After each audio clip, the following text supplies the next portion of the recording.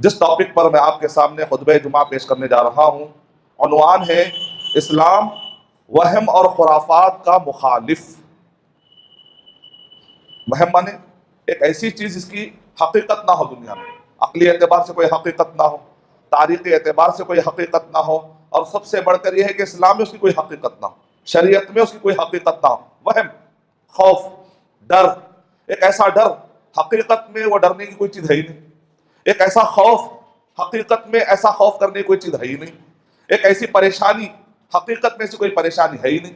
اس نے سوچ لیا ہے، اس نے سمجھ لیا ہے، اس نے اپنے دماغ میں ایسا تصور پیدا کر لیا ہے کہ آنکھ کے پھڑکنے کی وجہ سے آج تکلیفیں آئیں گی، ہاتھ میں کھجلی ہونے کی وجہ سے آج کا پیسہ جائے گا یا تو پیسہ آئے گا، کوے کے آنے کی وجہ سے شاید کوئی بلا والا مہمان آ جائے گا، الو آ جانے کی وجہ سے گھر کے اندر نحوست ہو جاتی ہے، سفر کا مہینہ آنے کی وجہ سے کام ہمارے بگڑنے لگتے ہیں۔ ایک ایسے خیالات، ایک ایسے خوف، ایک ایسا فوبیا، ایک ایسا ڈپریشن، ایک ایسا ذہنی تناؤ جو اس نے پال لیا ہے، جو اس نے سوچ لیا ہے، حقیقت میں کچھ چیز نہ ہو، ایسے وہ کہا جاتا ہے وہم اور خرافات۔ خرافات یعنی جس کی کوئی اصل نہ ہو، جس کی کوئی بنیاد نہ ہو، قصے کہانیاں ہیں، عقائد ہیں، اور بس یہ چلے جا رہے ہیں، اس کو کہتے ہیں وہم و خرافات کی دنیا۔ اور یہ قدیم زمانے سے چلتا آ رہا ہے، قدیم زمانے سے چلتا آ رہا ہے۔ اللہ کے نبی صلی اللہ علیہ وسلم جس وقت پر نبی بنا کر بھیجے گئے تھے، پوری دنیا وہم و خرافات کا شکار تھی، کوئی ریسرچ نہیں، کوئی تحقیق نہیں، کوئی سوچ نہیں، دماغ میں کچھ بٹھا لیا کہ فلاں چیز ہے جس کی وجہ سے نقصان ہوتا ہے، تو سب میں بات پھیل گئی کہ ایسا ہونے والا ہے، ایسا کیوں ہے، فلاں وقت پر ایسا واقعہ پیش آیا تھا، فلاں کو ایسا نقصان ہو گیا۔ ان کے پاس ایسا کوئی معیار نہیں ہے کہ جس کی وجہ سے جانچے کہ واقعی بات صحیح ہے یا غلط ہے۔ آج ہمارے پاس قرآن ہے، صحیح احادیث ہے، جس کی بنیاد پر ہم پرکھتے ہیں کہ بھئی میں اگر اس سے خوف کھا رہا ہوں، اگر میں بہت خوش ہو رہا ہوں، تو قرآن اور صحیح حدیث میں کیا اس کی بنیاد ہے یا نہیں ہے۔ میرے پاس آج جانچنے کے لیے کیا ہے، ہمارے پاس قرآن اور صحیح حدیث ہے، نبی صلی اللہ علیہ وسلم اور صحابہ کی زندگیاں ہیں۔ لیکن جو جاہلیت والے لوگ تھے، اور جو کفار قریش تھے، اور جو عرب کے جاہل تھے، ان کے پاس کوئی معیار نہیں تھا، ان کے پاس کوئی کسوٹی نہیں تھی، ان کے پاس ایسی کوئی کتاب، ان کے پاس ایسی کوئی تعلیمات نہیں تھی، تو ایسے وقت پر وہ اپنے تجربے کی بنیاد پر، کوئی قصے کی بنیاد پر، کوئی خرافات کی بنیاد پر فیصلہ کر لیتے تھے، ڈر میں جیا کرتے تھے۔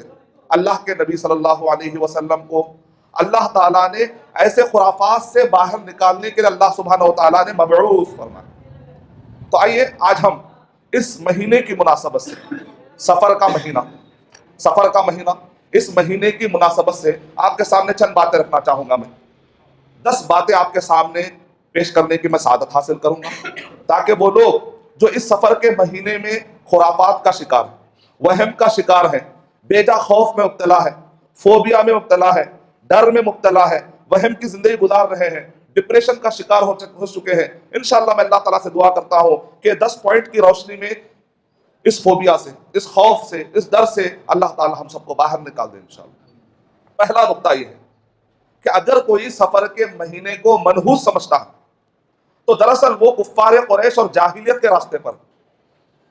علامہ ابن حجر رحمۃ اللہ علیہ نے، علامہ ابن حجر رحمۃ اللہ علیہ نے کفار قریش کے جو غلط عقیدے تھے فتح الباری میں بیان کیے۔ تو پہلا نقصان کیا ہے، جو لوگ سفر کو منحوس سمجھتے ہیں، اس مہینے کو، سفر کے مہینے کو جو لوگ منحوس سمجھتے ہیں، پہلا نقصان کیا ہے، وہ لوگ مومنوں کے راستے سے نکل کر جاہلیت والے کفار قریش کے راستے پر واپس جا رہے ہیں۔ کتنا بڑا نقصان، کتنی بڑی بدنصیبی ہے کہ مسلمان بھی کہلائے، اپنے آپ کو کہے کہ میں مسلمان ہوں، لا الہ الا اللہ محمد رسول اللہ کا پڑھنے والا بھی ہوں، پھر میں سفر کو منحوس سمجھتے ہوئے اور اس کے بعد میں جاہلیت کے راستے پر، ابو جہل کے راستے پر، ابو لہب کے راستے پر، کفار قریش کے راستے پر چلا جاؤں، تو یہ بدنصیبی نہیں تو اور کیا ہے کہ ہدایت مل جانے کے بعد آدمی پھر گمراہی کے راستے پر جا رہا ہے۔ ابن حجر رحمۃ اللہ علیہ نے ارشاد فرمایا فتح الباری میں، صحیح بخاری کے جہاں پر یہ کلمات آئے سفر، ہاما، تیارا، ان الفاظ کی تشریح میں ابن حجر رحمۃ اللہ علیہ کہتے ہیں کہ کفار قریش کیا کرتے تھے کہ ایک پرندے کو ہوا میں اڑاتے تھے، اگر وہ پرندہ سیدھے جانب رائٹ سائڈ کی طرف اگر اڑ جاتا تو وہ لوگ کہتے ہاں اس کا مطلب یہ کام مجھے کرنا ہے، ہاں اس کا مطلب میں جو سفر پہ جا رہا ہوں نا فائدہ ہوگا، تو اپنا سفر کنٹینیو کرتے۔ لیکن اگر وہ پرندہ لیفٹ سائڈ پر چلا جاتا، اگر وہ پرندہ لیفٹ سائڈ پر چلا جاتا تو وہ لوگ کہتے تھے یہ سفر اچھا نہیں ہے، یہ سفر مبارک نہیں ہے، یہ سفر فائدہ مند نہیں ہے، اور واپس لوٹ جایا کرتے تھے۔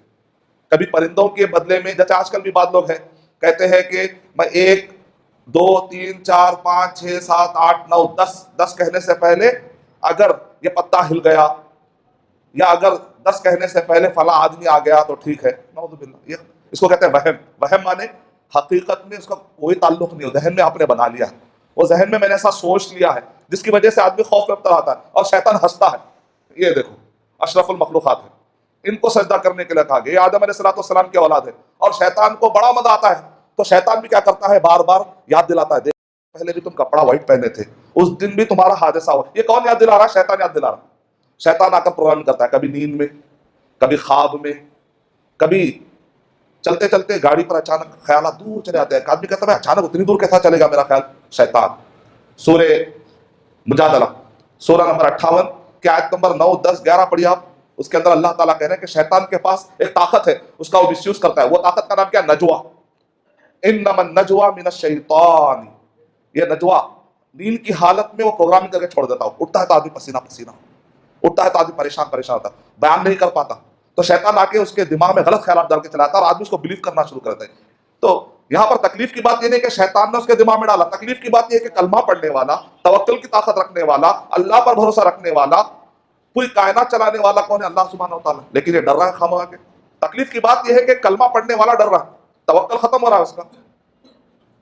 تو شیطان آ کر کہتا ہے انما النجوا من الشیطان لیحزن الذین آمنوا. شیطان کیا کرتا ہے؟ دماغ میں خیالات ڈالتا ہے. کیوں؟ غم میں ڈالے. مومنوں کو غم میں ڈالنا اس کو بڑا پسند ہے. اسی لیے اللہ تعالیٰ کہہ رہے ہیں قرآن مجید میں انما ذالکم الشیطان یخوف اولیاء. شیطان کے جو دوست بن جاتے ہیں تو شیطان کا کام کیا ہے؟ اپنے دوستوں کو ڈرانا. کیونکہ جتنا ڈرائے گا نا تو شیطان یہ سمجھتا ہے کہ یہ آدمی میرے ساتھ لگ کر رہے گا. تو کبھی وہ خبر والے سے ڈراتا ہے، کبھی وہ بھوت پرست سے ڈراتا ہے، کبھی وہ کالے گفاؤں سے ڈراتا ہے، کبھی ہانٹیڈ پلیس سے ڈراتا ہے، کبھی وہ وہم اور خرافاتی قصے اور کہانیوں سے ڈراتا ہے، کبھی زندگی میں انہونی واقعات کو سوچ سوچ کر ڈرانے کی کوشش کرتا ہے. کیونکہ جتنا وہ ڈرے گا تو یہ آدمی اس کے بس میں رہے گا. تو ایک معنی میں شیطان آپ کا مذاق اڑا رہا ہے اور آپ مذاق کا حصہ بن رہے ہیں. نعوذ باللہ.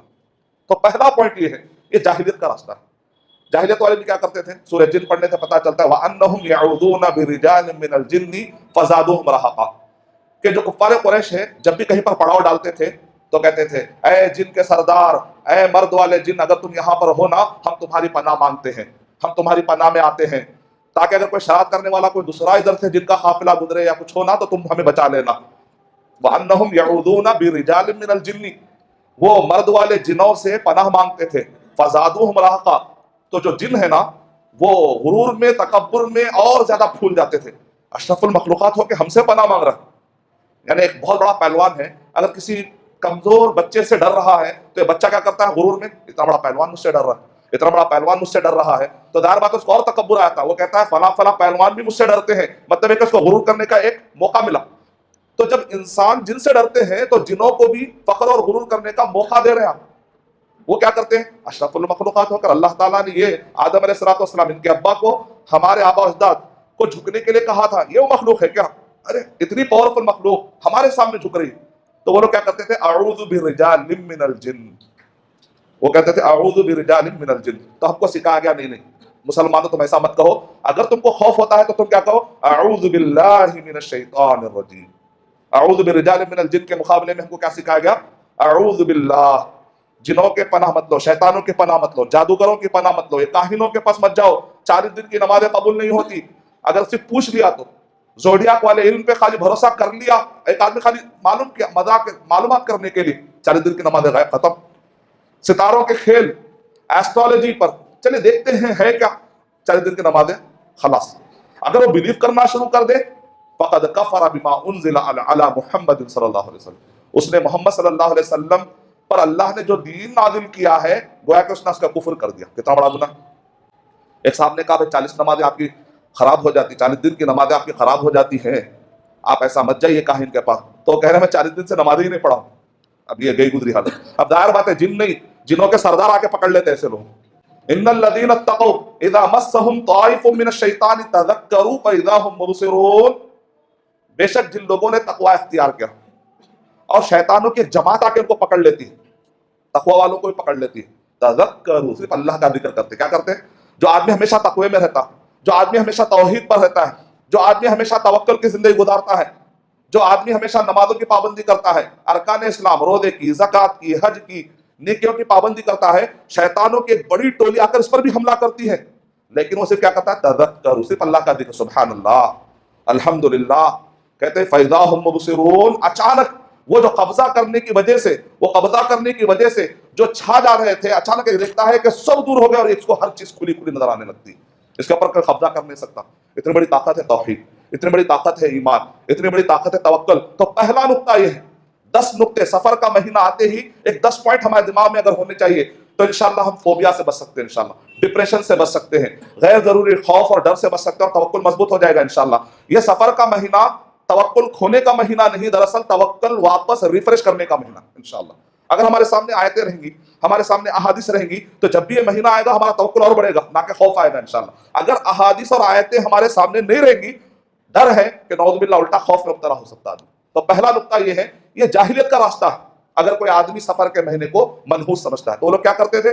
فتح الباری میں ابن حجر رحمۃ اللہ علیہ کہہ رہے ہیں، کبھی پرندوں کے ذریعے سے وہ لوگ معلوم کرنے کی کوشش کرتے تھے کہ میرا سفر اچھا ہے یا نہیں، اس کو کہتے ہیں وہم، اس کی کوئی حقیقت ہی نہیں ہے۔ پرندہ ہو سکتا ہے اس کو اچھا لگا ہوگا، ادھر چلا گیا، ادھر بیچارہ پریشان ہے کہ شاید میرا پرابلم ہو۔ کبھی ہرن کو دیکھتے تو گھر کو واپس آتے، جیسے ہمارے ہندوستان میں بلی کو دیکھتے ہیں تو گھر کو واپس آتے، کہتے ہیں صبح صبح کس کا چہرہ دیکھا، ہو سکتا ہے انہیں میں اپنا ہی چہرہ دیکھ لیا ہوگا، ہمارے دوسروں پہ کیوں پریشانی کر۔ تو اپنا دیکھنے سے یا کسی کا دیکھنے سے کچھ نہیں ہوتا۔ یہ کائنات چلانے والے کون ہیں؟ اللہ سبحانہ وتعالی۔ یہ سب اسباب ہے، بادل آتا ہے اس سے بارش برستی ہے، ایسا تو نہیں کہ بادل بابا، اللہ نے بادل میں بارش لانے کی طاقت دی ہے۔ تو مسبب کون ہے اصل میں؟ اللہ ہی ہے۔ آگ ہے، آگ بابا، آگ کو جلانے کی طاقت کس نے دی؟ تو ہم کہیں گے سارے اسباب ہیں، اور ان اسباب کا پیدا کرنے والا مسبب اللہ۔ وعلی اللہ فلیتوکل المؤمنون، اور اللہ ہی پر مومنوں کو بھروسہ کرنا چاہیے، توکل۔ تو پہلا پوائنٹ دماغ میں رکھیے کہ جیسے اگر ہم غلط قسم کے وہم میں جا رہے ہیں تو کفار قریش کے راستے پر جا رہے ہیں، کفار قریش کے۔ اور ایک طریقہ کیا کرتے تھے جانتے ہو لوگ؟ کہیں بھی سفر کے لیے جانا ہے، اچانک خوف آ گیا کہ پتہ نہیں کہ ابھی میرا سفر یا میری جنگ یا فلاں کام میرا کامیاب ہوتا نہیں ہوتا، تو لوگ کیا کرتے تھے؟ 3 ترکش سے 3 تیر نکالتے تھے، ایرو، ایک پر لکھتے تھے امرنا ربی، میرے رب نے مجھے حکم دیا ہے، یعنی مطلب ہے کہ جاؤ۔ نہانا ربی، میرے رب نے مجھے روک دیا ہے کہ میں نہیں جاؤں، اور تیسرے پر کچھ بھی نہیں لکھتے تھے۔ ابن حجر رحمۃ اللہ علیہ نے ارشاد فرمایا کہ لوگ کیا کرتے تھے؟ اس کے بعد ہاتھ رکھتے تھے، چلیے امرنا ربی اگر نکلا تیر میں، ارے میرا رب حکم دے رہا ہے، اس کا مطلب اب میں کر سکتا ہوں۔ اللہ کا شکر ہمارے پاس شریعت ہے، ہم کچھ بھی کرنا ہے یا نہیں کرنا ہے تو ہم کہاں دیکھتے ہیں؟ قرآن اور صحیح حدیث۔ وہ جاہلیت کے لوگ، ان کے پاس کوئی قرآن اور صحیح حدیث نہیں تھی، وہ لوگ ایسے بیوقوف والی حرکتیں کرتے تھے، ایسے بیوقوفانہ حرکتیں کرتے تھے کیونکہ ان کے پاس کوئی روشنی نہیں ہے۔ یہ اللہ کا کتنا شکر ہے کہ اندھیرے میں ہم کو روشنی ملی ہوئی، ہمارے پاس کتاب و سنت ہے، قرآن و حدیث موجود ہے ہمارے پاس۔ اس کے بعد اگر وہ تیر پہ ہاتھ پڑتا جس کے اوپر لکھا ہوا ہے نہانا ربی، میرے، نہا مانے روکا، نہانا مانے ہم کو روکا، میرے رب نے روک دیا، یا نہانی ربی، میرے رب نے مجھے روک دیا، تو کہتے ہیں اس کا مطلب اوپر والا چاہتا ہے کہ میں کام نہ کروں، واپس آ۔ ہمارے پاس استخارے کا سسٹم، ہم کیا کرتے ہیں؟ مشورہ کرتے ہیں، مشورہ کرنے کے بعد ایک کوئی فیصلے پر پہنچتے ہیں، وہ فیصلہ امپلیمنٹ کرنے سے پہلے، استخارہ کیا ہوتا ہے؟ امپلیمنٹ کرنے، دماغ میں ڈیسیشن رہتا ہے آپ کا، مشورہ کرنے کے بعد تجربے کی بنیاد پر، معلومات کی بنیاد پر آپ کیا کرتے ہیں؟ فیصلہ دماغ کے طور پہ لے لیتے ہیں، اس کو کہتے ہیں ڈیسیشن لے لیتے ہیں، ذہنی طور پر آپ ایک فیصلہ لیتے ہیں، اب آپ اس کو امپلیمنٹ کرنا چاہتے ہیں، تو درمیان میں جو مرحلہ ہوتا ہے یہ ہے استخارہ۔ استخارے کو بھی لوگوں نے پھر وہم کا ذریعہ بنا دیا، خرافات کا ذریعہ بنا دیا۔ استخارہ پریشانیوں سے چھٹکارا، نعوذ باللہ، پھر یہ قول گمراہی ہوگی۔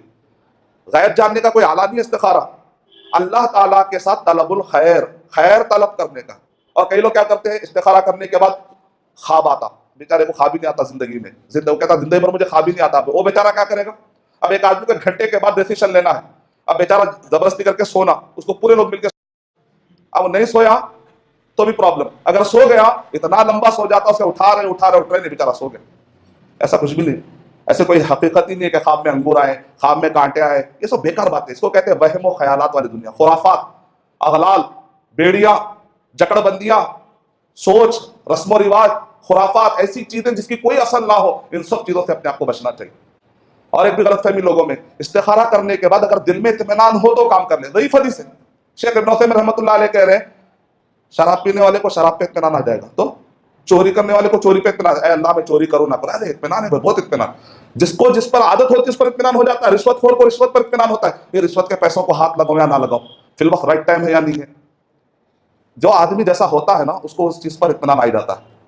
اب یہ 500 کے نوٹوں کا چکر ہے، ہاتھ لگاؤ یا نہ لگاؤ، جس کو جس پہ رہے گا، جیسا ذہن رہے گا، یہ کوئی استخارے کا ذریعہ نہیں، استخارے کو بدنام مت کریے درمیان میں، توکل کو بدنام مت کریے، توکل کو درمیان میں، غلط عقیدے، غلط سوچ، ضعیف حدیثیں، اس امت، اتنی کتاب و سنت اور ہدایت والی امت کو آج یہ ضعیف حدیثیں، یہ من گھڑت واقعات، یہ خرافات نے تباہ کر دیا۔ اللہ حفاظت پر یہ لوگ یا تو پاس ہے، کبھی ریتی میں لائن لگاتے، کبھی تیروں کے ذریعے سے فال کھولتے، کبھی پرندوں کے ذریعے سے، تو یہ جاہلیت کا طریقہ تھا۔ نبی اکرم صلی اللہ علیہ وسلم نے ارشاد فرمایا من ردت الطیرہ، جس کو عبداللہ بن مسعود رضی اللہ تعالیٰ راوی ہے کہتے ہیں جس کو بدشگونی نے واپس کر دیا اس نے شرک کیا۔ ایسا شرک، جاہلیت والا شرک۔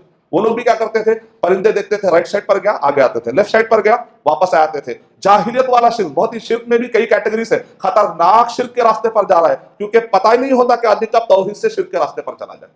تو یہ بہت ہی گمبھیر چیز ہے۔ پہلا نقصان، سفر کے مہینے کو منحوس سمجھنا۔ یہ سفر ہے کیا؟ صاد فا را، سفر۔ سفر دو وجہ سے اس کو سفر کہا گیا۔ صحیح ابو داؤد، سنن ابی داؤد میں اس کی تشریح آئی ہے۔ ابن راشد اس کی تشریح کرتے ہوئے کہتے ہیں، محمد ابن راشد اس کی تشریح کرتے ہوئے راوی حدیث کہتے ہیں کہ ہاما، عرب کے پاس، جاہلوں کے پاس ایک عقیدہ تھا کہ جب ایک آدمی کو کوئی مار دیتا ہے، کوئی بھی آ کر مار دیا، تو مقتول کے دماغ میں سے وہ روح نکلتی ہے اور وہ جا کر کوئی بھوت پریت کی شکل اختیار کرتے ہے اور گھومتے رہتی ہے، اور جب تک اس کا بدلہ نہیں ملتا یا وہ قاتل کو کیفر کردار تک نہیں پہنچاتے، اس وقت تک وہ بھٹکتے رہتی ہے روح۔ تو لوگ کیا کرتے تھے، اس سے پناہ مانگتے تھے، کہتے تھے فلاں نے فلاں کو مار دیا، اس کی وجہ سے پوری بلائیں ہمارے گھر پر آ رہی ہے، اب وہ بھوت آ کر بدلہ لے رہا ہے۔ تو اللہ کے نبی صلی اللہ علیہ وسلم نے ارشاد فرمایا لا عدوا، عدوا قسم کی کوئی چیز نہیں، ولا طیرتا، نحوست والی کوئی چیز نہیں، ولا حامہ، یہ سر میں سے نکل کر بھوت پریت بننے کی کوئی بھی شکل نہیں ہے، ولا سفر، اور سفر کے مہینے کو منحوس سمجھے ایسی کوئی چیز نہیں۔ تو وہ لوگ کیا کرتے تھے، یہ بنیاد پر شک میں مبتلا ہو چکے تھے، اور کیا کرتے تھے، کہتے تھے یہ سفر کا مہینہ جب بھی آتا نا بڑا منحوس ہے۔ کیوں بھائی منحوس ہے؟ کیونکہ یہ لوگ محرم کے اندر لڑائی نہیں کرتے تھے، ذی القعدہ میں لڑائی نہیں کرتے تھے، ذی الحجہ میں لڑائی نہیں کرتے تھے، محرم میں لڑائی نہیں کرتے تھے۔ جیسے ہی محرم کا مہینہ، کہتے تھے حرمت والے مہینے، جیسے ہی مہینہ محرم کا گزر جاتا تھا تو کیا کرتا تھا، اپنے باپ کا قاتل کون ہے تلاش کرنے بچے نکل جاتے تھے، 3 مہینے تک صبر کرتے تھے، لڑائی نہیں کرتے تھے۔ سفر کا مہینہ آتے، صفر البیت، صفر کہتے ہیں عربی زبان میں گھر کا خالی ہو جانا، صفر اردو میں صفر بھی کہتے ہیں نا، جس کی کوئی ویلیو نہ ہو، زیرو، تو صفر البیت گھر کا خالی ہو جانا۔ تو انہوں نے یہ نام رکھے تھے کہ صفر البیت گھر خالی ہو جائے گا۔ ارے بھائی گھر خالی کیوں ہوتا ہے؟ تو لوگ کہتے ہیں سفر کا مہینہ آتے ہی کوئی بچہ یتیم ہو جائے گا، کوئی عورت بیوہ ہو جائے گی، کیونکہ ابھی لڑنے گئے ہیں، پتہ نہیں کہ گھر کو لوٹیں گے نہیں لوٹیں گے، مر جائیں گے۔ گویا کہ جب بھی سفر کا مہینہ آتا ہے تو عورتیں پریشان رہتی تھی، پتہ نہیں میرا شوہر مر جائے گا، پتہ نہیں میرا شاید وہ بدلہ لینے کا ہو سکتا ہے وہ خود مر جائے۔ اب ان کے دماغ میں کیا بیٹھا ہوا ہے کہ یہ سفر کا مہینہ آیا اس وجہ سے منحوس ہے۔ سفر کے مہینے کی وجہ سے مرے کیا؟ تمہارے لڑنے کی جو طبیعت ہے، تمہارے جو غرور کی طبیعت ہے، تمہارے جو ضد کی طبیعت ہے، جس کی وجہ سے تم لڑنے گئے، یہ تمہارے عمل کی وجہ سے تکلیفیں آئی، مہینے کی وجہ سے نہیں۔ کیونکہ بعد میں اللہ کے نبی صلی اللہ علیہ وسلم نے آ کر وہی عرب کی، اللہ کے نبی صلی اللہ علیہ وسلم نے جب اصلاح کی تو سفر کے مہینے میں ایسی تو لڑائی نہیں ہوتی تھی کہ کوئی اپنے ضد کی وجہ سے بدلہ لینے نکل رہا۔ اس کا مطلب کیا نکلا، وہ سفر کے مہینے سے نہیں، تمہارے عمل کی بنیاد پر تھا۔ تو جاہلیت زدہ سوچ، سب سے پہلے اپنے آپ کو یہ جاہلیت والے سوچ سے بچانا بہت ضروری ہے، ورنہ شیطان ہنسے گا۔ جاہلیت کے راستے پہ چلنا ہے، اور اللہ کے نبی صلی اللہ علیہ وسلم ہم کو جاہلیت سے باہر نکالنے آئے تھے۔ دلیل سورہ اعراف سورہ نمبر 7 کے آیت نمبر 157، الذین یتبعون الرسول النبی الامی الذی یجدونہ مکتوبا عندهم فی التوراۃ والانجیل یأمرهم بالمعروف وینہاہم عن المنکر ویحل لهم الطیبات ویحرم علیہم الخبائث ویضع عنہم اصرہم والاغلال التی کانت علیہم۔ اللہ کے نبی صلی اللہ علیہ وسلم کو اللہ تعالیٰ نے ایک مشن دے کر بھیجا۔ کیا ہے وہ؟ کئی کام بتائے گئے اس آیت میں، یہ اس میں سے ایک کام کیا ہے، لوگوں نے جو الگ الگ قسم کے رسم و رواج میں اپنے آپ کو باندھ لیا ہے، بیڑیوں میں ڈال لیا، اللہ کے نبی صلی اللہ علیہ وسلم آ کر وہ رسم و رواج سے باہر نکالے انسانوں، بولے یہ مت کرو یہ مت کرو یہ مت کرو، خامہ کے ڈر رہے، ایسا کچھ نہیں ایسا کچھ نہیں ایسا کچھ نہیں، تو بیڑیوں سے باہر نکالا گیا۔ پھر واپس لوگ کیا کر رہے ہیں، پھر وہ بیڑیاں ڈال رہے۔ تو گویا کہ اللہ کے نبی صلی اللہ علیہ وسلم جو مشن، اللہ تعالیٰ نے جو مشن دے کر اللہ کے نبی صلی اللہ علیہ وسلم کو بھیجا، اس کے خلاف میں جا رہے ہیں۔ یہ پہلا پوائنٹ اچھا سمجھ میں آ جائے تو باقی کے پوائنٹ جلدی سمجھ میں آ جائیں گے۔ یعنی سفر کے مہینے کو منحوس سمجھنا، گویا کہ اپنے آپ کو جاہلیت والے راستے پر ڈالنا۔ جاہلیت والے لوگ کیا کرتے ہیں، سفر کے مہینے کو یا تو گھر خالی ہونے کے تو منحوس سمجھتے تھے، یا اور ایک وجہ یہ جو ابو داؤد میں بتائی گئی، سنن نبی داؤد میں، وجع فی البطن، سفر کا مہینہ آتے ہی ان کے دماغ میں آتا تھا میرے پیٹ میں درد ہونے والا ہے، اور ہو جاتا تھا۔ ابھی اللہ کی آزمائش ہے. جو آدمی غلط راستے پر جاتا ہے، جو آدمی غلط راستے پر جاتا ہے تو اللہ سبحانہ و تعالیٰ کہہ رہے ہیں کہ ہم اس کو تزیین کرتے ہیں. اس کے راستے میں اللہ تعالیٰ کا شیطان کیا کرتا ہے؟ اور اچھا، ارے صحیح، بالکل صحیح بولے آپ، بالکل صحیح بولے. شیطان بھی یاد دلاتا. ایک آدمی اگر دماغ میں بٹھا لے کہ فلاں مہینے، فلاں ٹائم، یا فلاں شخصیت کی وجہ سے، یا فلاں کپڑے کی وجہ سے، یا فلاں رنگ کی وجہ سے ایسا ہے، برابر ایسا ہونے لگتا ہے. شیطان بھی یاد دلاتا ہے، اور آزمائش کے طور پہ اللہ سبحانہ تعالیٰ کہتا ہے اچھا تو مجھ پہ بھروسہ نہیں کرتا، تو اپنی عقل پہ بھروسہ کرتا ہے، نیا سسٹم بناتا ہے، جا میں تجھے اس کے حوالے کر دیتا ہوں.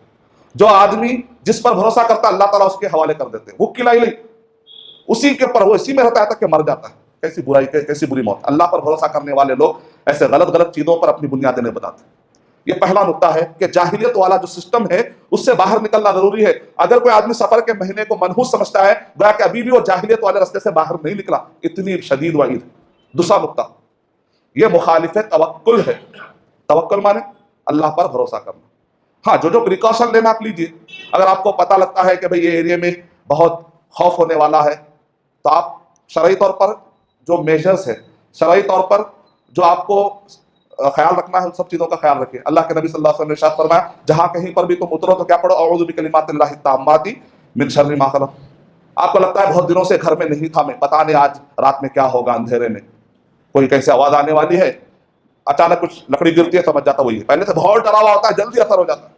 تو اس لیے کیا کرنا؟ آیت الکرسی پڑھی. گھر میں داخل ہوتے وقت پر کیا کرنا ہے؟ السلام علیکم ورحمۃ اللہ وبرکاتہ. اگر کوئی نہیں ہو تو السلام علینا وعلی عباد اللہ الصالحین، اور بسم اللہ. لیکن یہ اللہم انی بسم اللہ ولجنا و بسم اللہ خرجنا، یہ حدیث ثابت نہیں. یہ دعا مت پڑھی. السلام علیکم ہے، بسم اللہ ہے، آپ یہ پڑھ سکتے ہیں.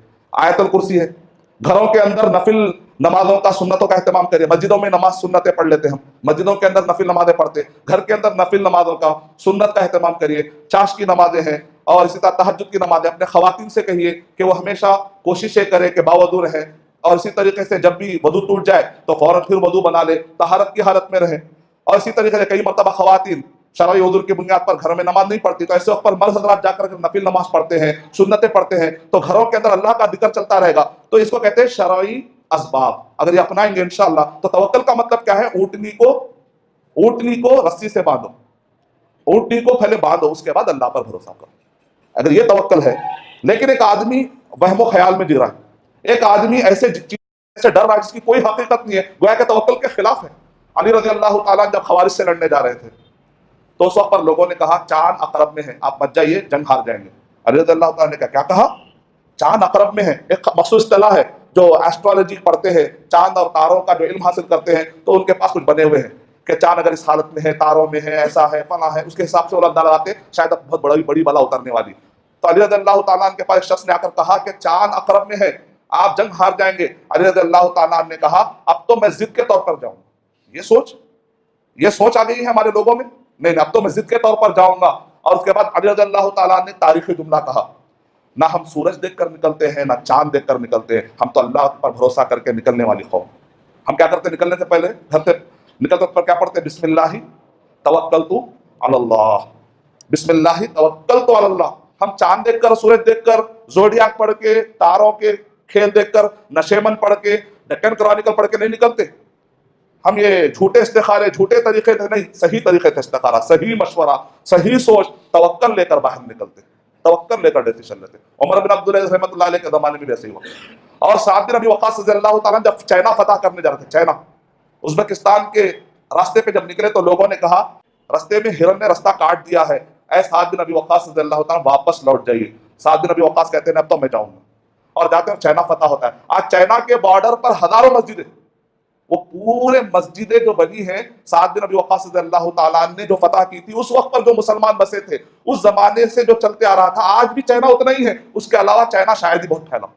کتنا بڑا کارنامہ.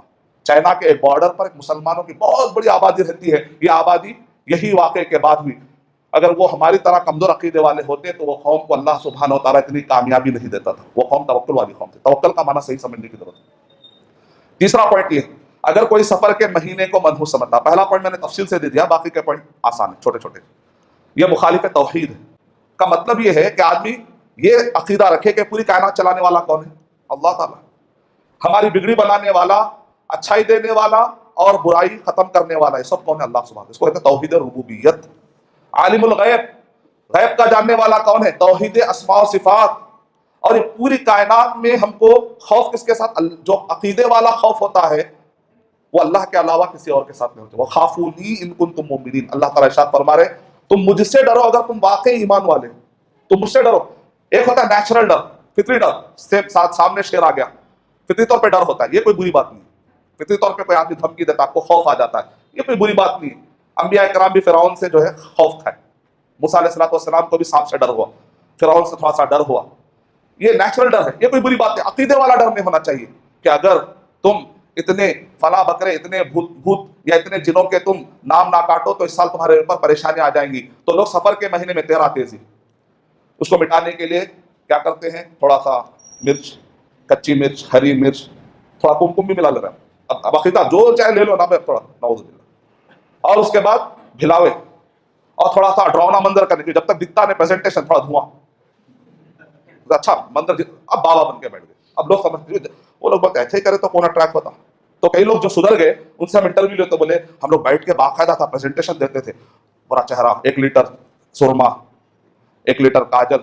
سرما ملا تو عورتوں کا کاجل لگا لے رہے کیا، جو چہرے کو بھی لگا دیتے بعض لوگ کاجل، اور اچھا دکھنا، جتنا اچھا پریزنٹیشن. ارے یہ ذرا خطرناک بابا دکھ رہے. تو لوگ جب خوف کی دنیا میں چلے جاتے، شیطان انسان بھی مذاق اڑاتے ہیں. یہ سب توحید. جب آدمی وہ ایک سجدہ جسے تو گراں سمجھتا ہے 1000 سجدوں سے دیتا ہے انسان کو نجات. ایک مطلب اللہ تعالیٰ کا راستہ چھوٹے گا تو در در کی ٹھوکریں کھاتا جائے گا. وہ خوف اللہ سبحانہ، عقیدے والا خوف. فطری خوف کی میں بات نہیں کر رہا ہوں، اس میں چھوٹ ہے، اللہ تعالیٰ بندے کو اتنی سختی نہیں رکھے. لیکن عقیدے والا خوف صرف اللہ سبحانہ وتعالیٰ کے. تو آدمی جو سفر کے مہینے کو منحوس سمجھ کے آخری کا چاشمبا گھاس کو دلنے جاتا، بولتے اللہ کے نبی صلی اللہ علیہ وسلم سفر کے مہینے میں اچھے ہوئے تھے. ایک من گھڑت حدیث ہے. اور آخری چاشمبا تھا وہ سفر کا مہینہ، تو شروع میں یہ حالت ہے، اور آخری کے چاشمبے میں پورے ہری ہری گھاس جا کر پوری گھاس ختم کراتے. حسین ساگر کے پاس بڑی مشکل سے وہ گھاس اگتی ہے، جہاں بھی گھاس ہوتی ہے اس دن خاص طور سے کانٹے لگائے تھے لوگ، یہاں پر آ کے پتہ نہیں کوئی آدمی چلے گا. حالانکہ ابن ہشام کہتے ہیں، ابن ہشام سیرت نگار کہتے ہیں اللہ کے نبی صلی اللہ علیہ وسلم کا انتقال ربیع الاول میں. تو اللہ کے نبی صلی اللہ علیہ وسلم کو جو بیماری شروع ہوئی سفر کے مہینے میں، واقعہ الٹا ہے. اللہ کے نبی صلی اللہ علیہ وسلم کی طبیعت اچھی نہیں ہوئی، سفر کے مہینے میں طبیعت خراب ہوئی. تو جہاں خراب ہوئی آخری کے چاشمبے میں، وہاں پر روایت الٹی کر دی. اور شروع کے 13 تک کہہ رہے ہیں کہ ڈر، شروع کے 13 تک ڈر کا معاملہ ہے، اور آخر میں بالکل ایک ہی مہینے میں 2 متضاد عقیدے. نعوذ باللہ. یہ غلط سوچ ہے، مخالف توحید. چوتھا نقطہ ہے مخالف رسالت. اللہ کے نبی صلی اللہ علیہ وسلم کہہ رہے لا سفر کو منحوس سمجھنا ایسی کوئی حقیقت ہے ہی نہیں. اتنا کلیئر اسٹیٹمنٹ آنے کے باوجود اگر کوئی مسلمان سفر کے مہینے کو منحوس سمجھتا ہے، گویا کہ اللہ کے نبی صلی اللہ علیہ وسلم کو رسول نہیں مان رہا ہے. ہمارا کیا ہے؟ لا الہ الا اللہ محمد رسول اللہ. یہ کلمہ پڑھنے والی قوم کبھی سفر کے مہینے کو منحوس نہیں سمجھ سکتی. اور 5واں نقطہ ہے یہ مخالف عقیدہ آخرت. مخالف عقیدہ آخرت کیسا ہے؟ اگر کوئی آدمی سفر کے مہینے کو منحوس سمجھتا ہے کہ اس کی وجہ سے مصیبت آتی ہے. آخرت کا تصور کیا ہے؟ مالک یوم الدین. اللہ تعالیٰ کسی کو اس لیے جہنم میں نہیں ڈالے گا کیونکہ وہ نچلی ذات میں پیدا ہوا. ایسا کوئی اسلام میں عقیدہ ہے کیا؟ اعمال کی بنیاد پر، عقیدہ اور عمل کی بنیاد پر، عقیدہ اور عمل کی بنیاد پر مالک یوم الدین روز جزا کا مالک ہے. بدلہ دیا جائے گا جیسا تم عقیدہ رکھو گے. ایک غریب بھی ایمان اور تقوی کو پکڑ لیتا ہے تو جنت کے اونچے نہروں میں پہنچ جاتا ہے، اونچے کیاروں میں پہنچ جا سکتا ہے. ایک بڑا بادشاہ اور ایک بڑا مالدار بھی اگر تقوی اور عقیدے کو چھوڑ دیتا ہے تو وہ جہنم کے نیچے گہرائی میں پہنچ جاتا ہے. اس کا مطلب کیا نکلا؟ عقیدہ اور عمل کی بنیاد پر ہوتا ہے. کسی کے فلاں کی وجہ سے ایسا ہو گیا، فلاں مہینے کی وجہ سے ایسا ہو گیا. عقیدہ آخرت کے خلاف ہے. سوچ، توحید کے خلاف، رسالت کے خلاف، آخرت کے خلاف، توکل کے خلاف. اللہ کے نبی صلی اللہ علیہ وسلم نے جو جاہلیت کے خلاف اللہ کے نبی صلی اللہ علیہ وسلم نے جنگ چھیڑی تھی اس کے خلاف ہے. اور پھر اسی طریقے سے سفر کے مہینے کو اگر کوئی آدمی منحوس سمجھتا ہے تو یہ ایمان باللہ کے خلاف ہے اور یہ شرک ہے. 6واں نقطہ ہے شرک ہے. اللہ کے نبی صلی اللہ علیہ وسلم نے ارشاد فرمایا من ردت الطیرۃ فقد اشرک. اگر کوئی وہم کی بنیاد پر اپنا کام چھوڑ دیا، پتہ نہیں بھائی آج صبح سے کچھ ایسا ہو رہا ہے، صبح سے کچھ ہاتھ میرا ہل رہا ہے، آنکھ ہل رہی ہے، لہٰذا یہ کام نہیں کرتا، اگر اس نے ایسا ڈیسیشن لے لیا، شرک ہے. ان الشرک لظلم عظیم. اور یہ بدعت ہے. صحابہ کرام نے کبھی بھی ایسا عقیدہ نہیں رکھا، ایسا کوئی ڈیسیشن نہیں لیا. 7واں نقطہ کیا ہے؟ یہ بدعت بھی ہے. اللہ کے نبی صلی اللہ علیہ وسلم نے ارشاد فرمایا من احدث فی امرنا ھذا ما لیس منہ فہو رد. کوئی کام ایسا کرے جو نبی صلی اللہ علیہ وسلم صحابہ کے زمانے میں نہیں تھا، وہ مردود ہے. اور یہ حرام بھی ہے. 8واں نقطہ، یہ حرام بھی ہے کیونکہ آدمی اس مہینے میں نہ جانے حرام طریقے سے کتنے لوگوں کا مال کھا لیتا ہے. بڑی انڈسٹری چل رہی ہے ایسٹرولوجی کے نام پہ. آپ جانتے ہیں بڑے بڑے ٹی وی چینلز پہ میں جاتے رہتا تو وہاں پر بڑے بڑے بابا بیٹھے رہتے, خالی وقت پر بیٹھے رہتے, ان سے ملاقات ہوتی ہے. نہیں میرا شو ہے, دلی میں تھا میں, تو وہاں پر ملاقات, ایک سے ایک الگ الگ مذاہب کے بڑے بڑے بابا بیٹھے ہوئے.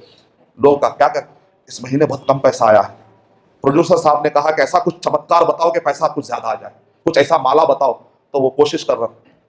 کہنے مطلب یہ ہے کہ ایک بہت بڑی انڈسٹری چل رہی, پیسہ کما رہے, حرام طریقے سے لوگوں کا پیسہ کسی کا آپ لگا رہے ہیں یا کسی کو لے کر جا رہے, اور سوسائٹی میں ایسے کئی خواتین گھوم رہے ایجنٹ بن کر, ڈراتے ہیں. اور خواتین گھر میں خالی رہتی ہیں, شوہر چلے جاتے تو لا کے ڈراتے ہیں. جب وہ ڈر اچھا بیٹھ جاتا ہے کہتے ہیں فلاں بابا, تو چھپ کے عورتیں جاتی ہیں, برقعے والی عورتیں بھی چلے جاتی ہیں. یہ غلط ہے, یہ حرام کاریاں ہیں, اس میں بے پردگی والے بہت سارے کام ہو جاتے ہیں. 9واں نقطہ یہ ہے کہ برکت اور نحوست کا جو سسٹم اسلام میں یہ ہے کہ بذات خود کوئی چیز برکت والی نہیں ہو جاتی, بذات خود کوئی چیز نحوست والی نہیں ہوتی جب تک کہ اللہ سبحانہ و تعالیٰ کا فیصلہ نہ ہو جائے.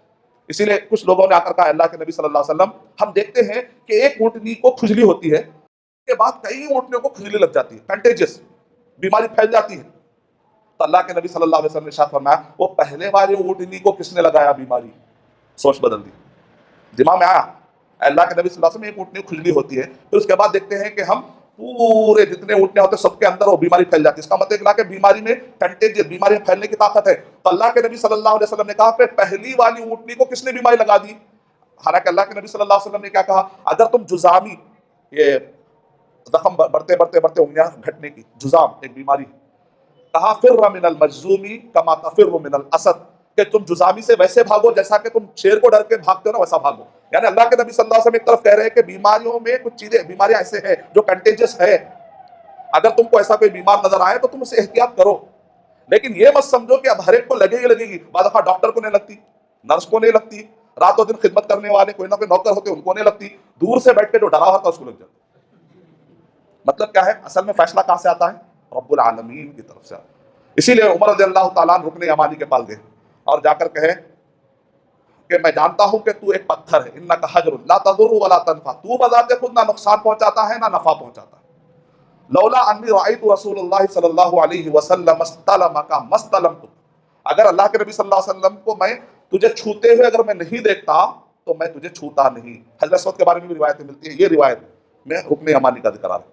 پھر بعد میں انہوں نے اس کو چھوا. مطلب کیا ہے, صحابہ کرام پتھروں کو, بعض عقیق کی انگوٹھی لگاتے بڑی بڑی انگوٹھی, وزن بھی رہتی, بیچارے لے کے گھومتے رہتے, کالی پت کا لچا, خاص قسم کے ایک کالا دھاگا, اس کے اندر ایک چھوٹا سا دانا. اور میڈیکلی اگر کوئی ہے تو بات سمجھ میں آ رہی. اکثر جب تحقیق کرتے ہیں تو ایسے کوئی میڈیکل رپورٹ بھی نہیں ملتے, ریسرچ نہیں ہوتا. سپرسٹیشن, وہم, گمان, ایسے سارے چیزوں سے مسلمانوں کو بچنا چاہیے, کیونکہ شرک کی طرف دروازے, یہ شرک کے دروازے, سفر کا مہینہ کیا نعوذ باللہ شرک کا دروازہ.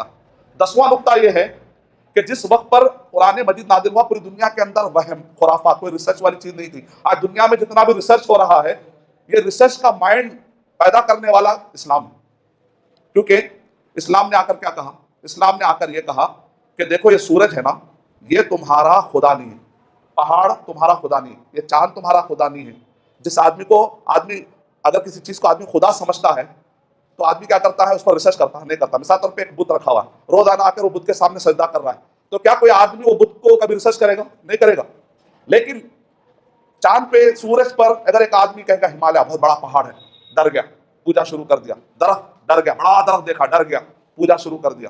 بڑا پہاڑ دیکھا, ڈر گیا, پوجا شروع کر دیا. سمندر, ارے مجھ سے بھی خطرناک دکھ رہا, پوجا شروع کر دیا. ایک ایک چیز کی پوجا کرنا, سانپ, میں اس کا مقابلہ نہیں کر سکتا, پوجا شروع کر دیا. اب یہ پوجا کب کرتا آدمی, یا تو ڈر سے یا تو محبت میں, خوف میں آ کر. اسلام نے آ کر کہا سورہ جاثیہ سورہ 45 کی آیت نمبر 13, وَسَخَّرَ لَكُم مَا فِي السَّمَاوَاتِ وَمَا فِي الْأَرْضِ. انسان, یہ سورج, چاند, یہ پہاڑ, یہ درخت, یہ سمندر, کسی سے مت ڈر, یہ سب نوکر ہے, نوکر. تو اشرف المخلوقات ہے. قرآن مجید کا پڑھنے والا کیا تصور لے کے نکلتا ہے جانتے ہیں, پورے مخلوقات جتنے بھی ہیں, جوپیٹر, مارس, گیلیکسیز, یہ چاند, تارے, یہ پہاڑ, ان سب سے اشرف کون ہوں, میں ہوں. عزت مجھے ہے. فرشتے میرے لیے سجدہ, میرے آدم علیہ السلام کو سجدہ کروایا گیا, میں وہ مخلوق ہوں. میں وہ آدم علیہ السلام کے اولاد ہوں کہ جن آدم علیہ السلام کو فرشتے کرنے والے فرشتے, جس کا مطلب میرا مقام کیا, فرشتوں سے بھی آگے, پہاڑوں سے آگے. تو قرآن مجید کا پڑھنے والا کیا تصور لے کے نکلتا ہے, میں اشرف المخلوقات ہوں. ٹھیک ہے, اس سے مینٹل بلاک ٹوٹتا ہے. آدمی اگر کسی کی پوجا کرتا ہے تو اس پہ کبھی ریسرچ نہیں کرتا.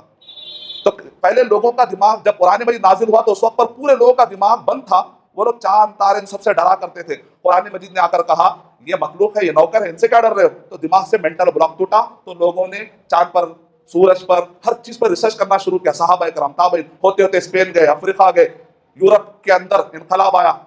1452 تک بھی یورپ میں, 1492 میں امریکہ جب ڈسکور ہوا, 1452 میں جب یورپ بیدار ہوا, اس وقت تک بھی لوگ کیا کہتے تھے؟ Dark ages. یعنی 8ویں صدی, 9ویں, 10ویں, 11ویں, 12ویں, 13ویں, 14ویں, 700 سال یورپ کے بیدار ہونے اور امریکہ کے ڈسکور ہونے سے 700 سال پہلے محمد صلی اللہ علیہ وسلم کو اللہ تعالیٰ نے نبی بنا کر بھیجا. یہ 700 سال تک بھی یورپ والے اندھیرے میں, ڈارک ایجز, اندھیرے میں زندگی گزار رہے تھے. لیکن عرب کے لوگ کیا کر رہے ہیں؟ ریسرچ کر رہے تھے اس وقت. کیوں؟ اس لیے کہ سارے کے سارے لوگ چاند تھے, تارے سے, پہاڑوں سے, الگ الگ چیزوں سے ڈر رہے تھے. صحابہ کو ڈر نہیں تھا. یہ ریسرچ لے کر جب یہ اسپین پہنچے, یورپ پہنچے, افریقہ پہنچے, تو ان سے اثر لے کر یورپ کے لوگوں کا بھی ذہن کھلا. ارے واقعی سب چیزوں سے ڈرنا نہیں. تب جا کر پوری دنیا کے اندر ڈیولپمنٹ آیا, تب جا کر پوری دنیا کے اندر ترقی ہوئی. اس کا مطلب کیا نکلا؟ کہ اسلام مخالف ہے وہم اور خرافات کا, جو میرا عنوان تھا. میں اللہ تعالیٰ سے دعا کرتا ہوں کہ اللہ سبحانہ و تعالیٰ ہم سب کو اسلام کو واقعی طور پر اس طریقے سے سمجھنے کی اللہ توفیق عطا فرمائے جو اسلام نبی صلی اللہ علیہ وسلم اور صحابہ کے زمانے میں تھا. وآخر دعوانا الحمدللہ.